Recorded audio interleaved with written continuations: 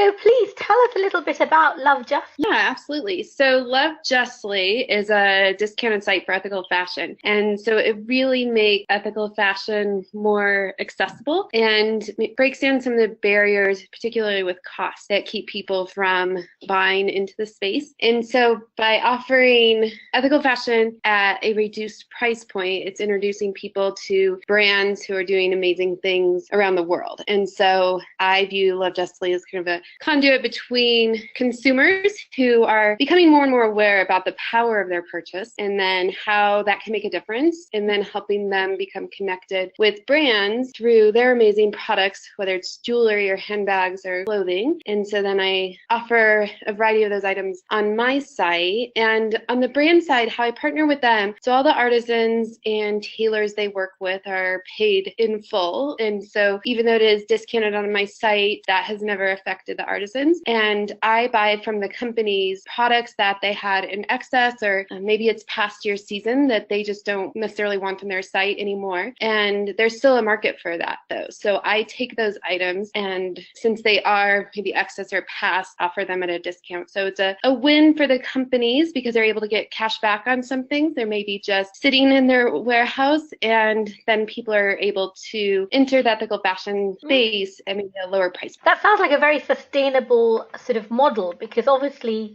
clothes that are not sold is an issue, isn't it? What do you do with those? Yeah, and it's not going to be a fit for everybody. It depends, each brand is going to be very personalized in how they work and operate. But for some, it really helps because they either don't have the space, and they also, maybe some items that weren't necessarily selling and they're waiting for things to sell before they make new orders. And so I just help add into that cash flow for them as well. It's just another element of that for them. And then they are able to go and continue to buy from and work with the artisans on the next season's collections and all those things. So for a lot of them, it's just maybe it's been on their site for a bit and they're wanting to add in their new items and they don't want it in their sales section any longer. And so I take it off their hands. How long have you been around? It's fairly new. So Lovejustly launched in November of last year. So it's been about a year. Great. And how are you actually marketing your website? Yeah, it's been a lot of word of mouth. For the bulk of my marketing has been with working with bloggers in the sustainable and ethical fashion space, and then working with media as well, just in some of the larger outlets here in the US. So that's been the bulk of it, and then doing some Facebook promotions, advertising of that sort. But between those things and then email marketing, so having an organic social media presence, those have been the main sources of marketing. And who do you think are your consumers? Do you have sort of a customer profile at all? Yeah, most of them are about college age to, it actually varies quite a bit. So there's a lot of college students who love my site because it allows them to, they're on a limited budget. So they love that. I think there's a lot of younger people who are really excited and passionate about having their purchases make a difference and an impact. And so I've heard from people who are in that demographic. Then there's also people who, gravitate toward some of the handbags and the jewelry. And I would say they're in their 40s. So my age range is probably about 24 to 44 or so is where the majority of the customers fall. Female for the large. I don't have any items for men at this point. So that's really interesting that you say that you have quite a nice group of younger people coming to your site. Are they coming from your social media, do you think? Because you were saying that you have quite an active social media setup. It could be, and I really think the difference is price point. So the majority of brands, it's going to make, I think, more sense that you're going to have more established people who are a bit further into their career, who, are more conscious of their purchase and save up for that or already have the disposable income for it. And so I think the majority of your ethical fashion brands are going to be people a little bit older. I think since I am a discount site, it's going to appeal more to people who are more money conscious and have a budget that they're adhering to a bit more. And so, a lot of my goal too is that, yes, you can come to my site and get a good deal, but also just, I want to introduce people to ethical fashion and then help them realize that maybe, a company that I have, there's something on their site that they want and they can save up for that. I think our society is very much into just instant gratification, go to the store, buy what you want without necessarily thinking about the repercussions of that and, not necessarily saving for a higher priced item. And I think people who are a little bit older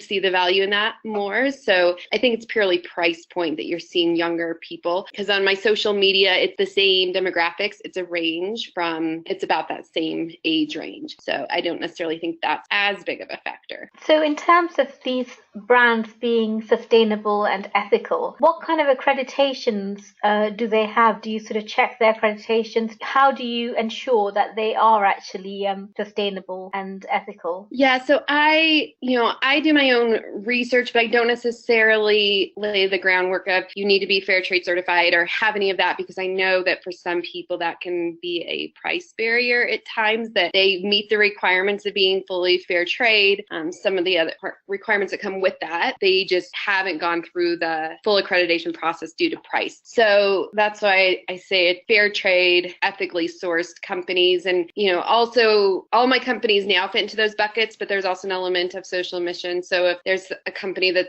does things ethically, but also a big portion of what they do is a social mission where they have a give back component, they would also be a company that could be featured on my site. So I just look through their site. I talk with all of the founders. So when they come on, I have a lot of blogs on my site that go through their stories, and I take them at their word. So I go through their site, I look at everything, see how they're sourced, what their mission is, and I get a bit of the heart of who they are when I chat with them as well. And so that's kind of how I've just gone through it. Yeah, and so you have a number of brands, and are they sort of always on your site, or is it sort of various products that become available, they come to you?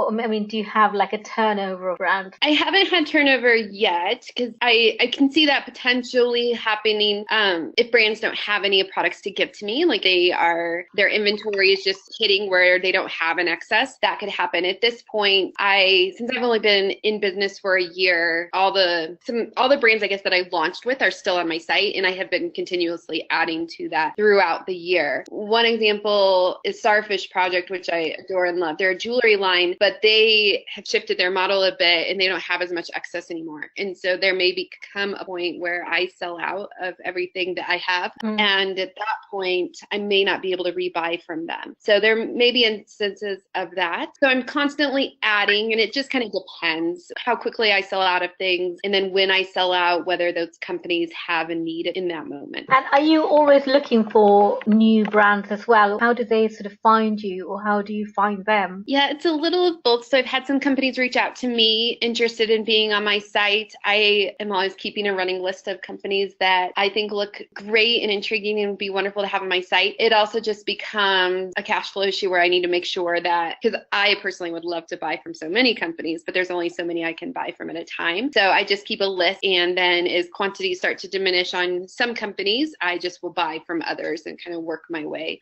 through that.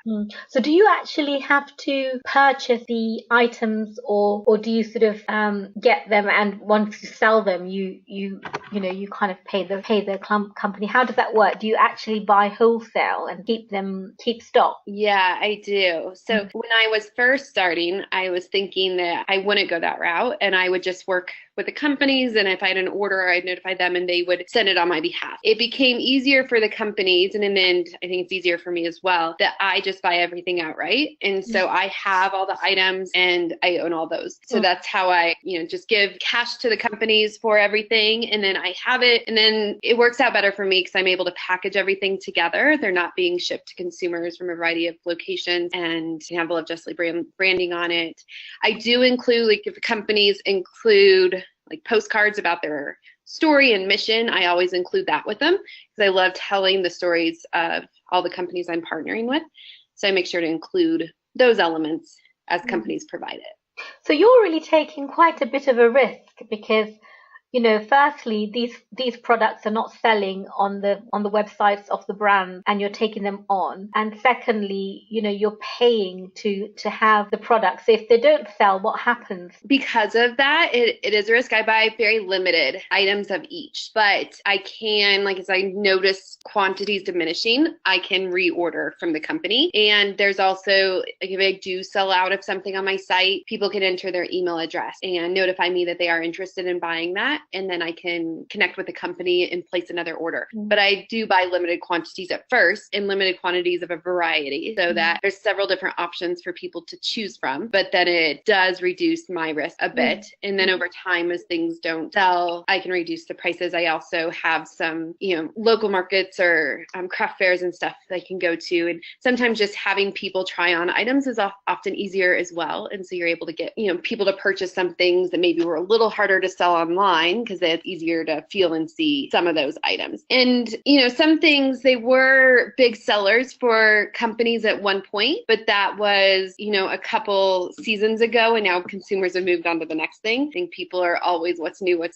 And so it doesn't necessarily mean they weren't good sellers for them. It's just they're on to the next thing. And for me, it's new, and it's new for the people who are in my email and on my social media. It's just no longer new for the customers of these other companies. Where are these companies based? Are they US companies that you have on your website? The vast majority. They work with artisans though all over the world. So a lot are in India and South America, China. There's a variety of people over the world, but the owners themselves, the vast majority, 95%, are based in the US. Okay. So what do you think about sort of the fashion industry in the US? Do you kind of know what consumers are, thinking about in terms of unsustainable fashion practices? Do you have any inkling of who's interested in ethical fashion? I mean, do you know what kind of movement there is in the US at all? I mean, it probably varies from state to state. Yeah, it probably varies. And I don't have hard stats, just more of, what I've seen through customers and things I've read and people who tend to comment on things. There is a movement, I think, where people are caring a bit less about material things and caring more about the impact that they can have and wanting their life to be full of purpose. And then through that, thinking through, okay, how do my purchases play into that? And what can I do to make a difference? And, even a lot of the bloggers that I have worked with, they're fairly young. They're in their 20s,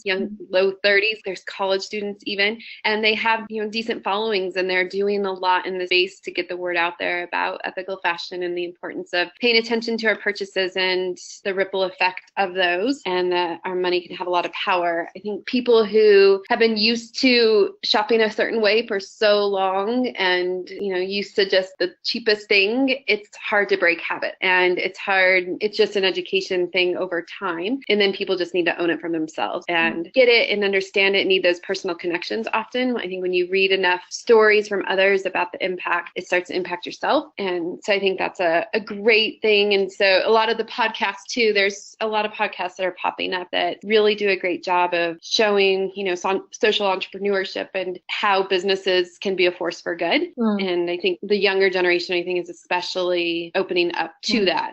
There's still a long ways to go, of course, but. So what's your background? How did you get involved? Yeah, so my background historically is I originally started in TV news and transitioned into a PR communications career from there. And I still work in that, actually. And I just started Lovejustly. There's a site here in the US, I don't know if it's in the UK, called Zulily, which has daily deals. And I would get those emails every day and often think, I wish there was something like this that existed, where I knew everything I purchased was not only a good deal, but there was a social impact to it. And they were all companies that are, a business with a purpose. And I kept searching for something like that and hoping somebody would create it. And when nobody ever did, I was like, oh, why don't I do it? So I did some research and I reached out to some companies just to see, is this an idea that could work? And I contacted several companies, said, is this a need of yours? Do you have excess stock that you would be willing to sell at a discount so I can then sell it at a discount and just get more people into the folds of ethical fashion? And a lot of companies said, yes, I would love that. So it just kind of rolled from there. And I started just partnering with companies and going through the inventory of what they had and making purchases. And then from there, uploading everything on my site and doing their blog posts. And then it just took off and launched last November. So it's been a lot of fun.